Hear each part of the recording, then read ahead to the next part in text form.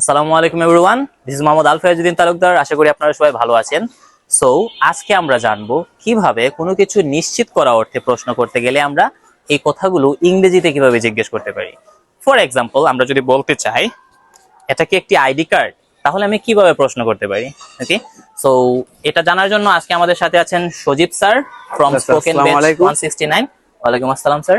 So প্রতিদিনের মতো আমি আপনাকে বাংলা বলবো আর আপনি দর্শক মণ্ডলীদের ইংরেজিটা অনুবাদ করে ওকে বলবেন। স্যার। ওকে, সো চলুন শুরু করা যাক। সো স্যার আপনি বলবেন এটা কি একটি গাছ। Is it a tree? Is it a tree? Okay, খুব সুন্দর। আচ্ছা, আমরা যদি বলি এটা কি একটি পাতা। Is it a leaf? Is it a leaf? Okay, nice. আচ্ছা, আমরা যদি বলি এটা কি একটি পুকুর। Is it A pond? Is it আ পন্ড? ওকে, এটা সুন্দর হবে। এটা কি একটি বাড়ি। Is it a house? Is it a house? আচ্ছা, এটা কি একটি রাস্তা। Is it A road? Is it a road? Okay, that's amazing.